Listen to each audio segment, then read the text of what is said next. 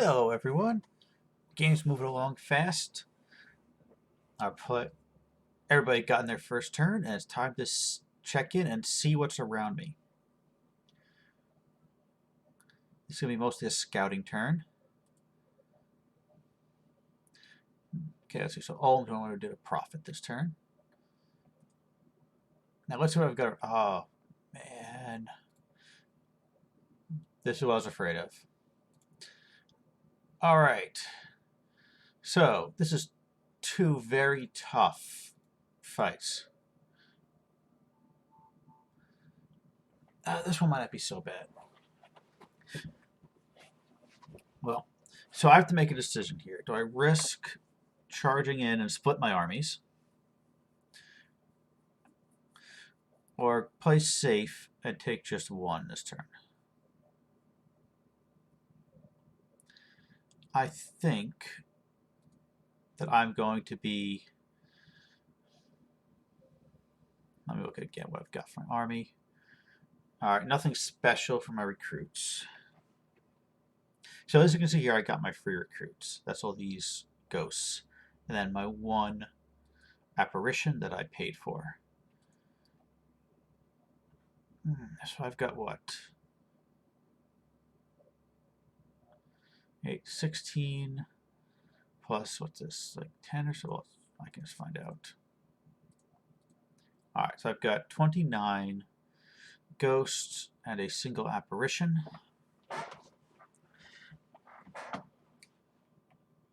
I'll be honest, I'm feeling conservative.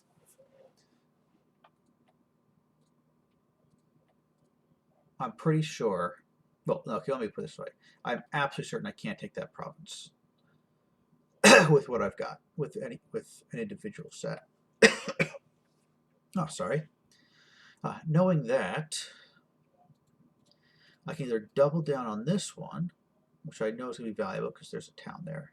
On this map, the towns actually mean something. You know that there's a high. Oh, that's 96 income. 83. You know what? All things considered, yeah, all right. 70 crossmen and heavy cavalries. Those can wait. So we are going after this province. 40 units. I could throw 30 at them. Oh, what's here, by the way? A bunch of phantasmal warriors with sorceresses defending them. All right. That's doable in the not too distant future, but definitely not now. Like, I feel like maybe like by the end of the year. Well, definitely by the end of the year I can take that, but not now. All right. So we're sending you in. Let's set up your arm. Let's set up the arm here. So I'm just gonna put them in a line formation. Don't need anything fancy here.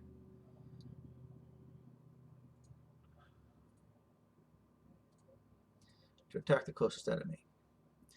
Now the question, oh, and you're gonna hold one turn, then attack the closest enemy. Because I want him up in the melee, because I want his, wait, no, you shouldn't hold one turn, I forgot. You should cast a specific spell. Unholy Blessing, right? Yeah. Unholy Power. So, Protection of Shadelands. Unholy Power. And then I want you to advance and cast spells. Because I want him up there, because I want his fear. I want his fear to be affecting the enemies. Because remember, I only got he does fear, and my apparition does fear, and nobody else does.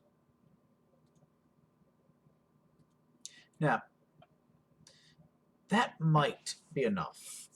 And so I gotta decide here. Do I have them move forward and leave these three researching? Or do I have them move forward to make absolutely sure I take this province?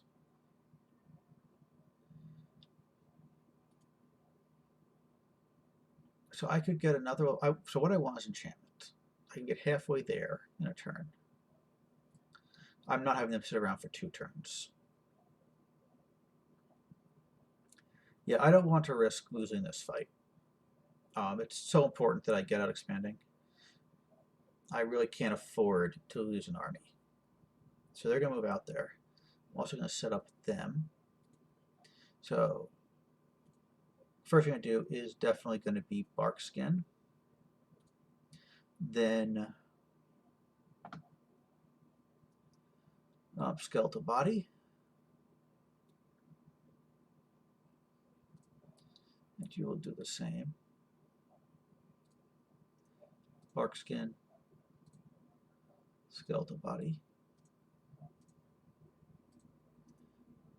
bark skin, skeletal body. And then I want them to move forward, and I want them helping the fight.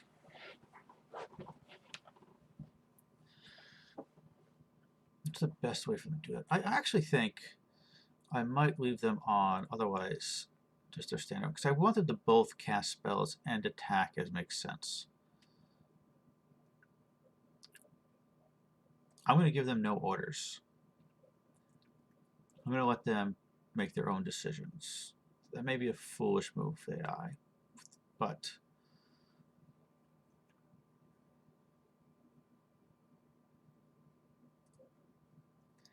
they're also going to move in there and fight. All right, so what we're going to have here is that we're going to have a big fight. This should then not be that difficult to fight, especially hopefully a lot of them are malicious. And that'll get me 83 income. The nice thing about Lemuria is I don't have to spend money on anything at the beginning. I can't spend money. That's also the bad thing. But I do not have to, but also can't. So, next thing I want to do. So what I'm going to do, once I have this province, I'm going to want to fort it as soon as possible and also drop a temple there and possibly a lab. Though this early on, the lab may be too expensive. So I need to get something to do that with. And so my next move is going to be to summon an acolyte. They are a 1 death, 1 holy unit. So relative, they're my researchers, but they can also drop my first unit that can drop a temple. I do technically have cheaper units that can drop a temple, but in the long run, I also want the researcher. So I'm going to cast him, cast revive the acolyte, and I think that's it for my turn. I have nobody left to act. Down to 9 gems again. And so it's time to use up and see how the fight goes. And I'll have to go and see how Dave's reckless first turn attack ended up, and if he stumbled straight into an enemy who slaughtered him, or if he's lucked out and conquered a weak province. Well, the dead march on. In fact, the dead march for the first time. We'll find out what happens next session. See you when the turn rolls around again.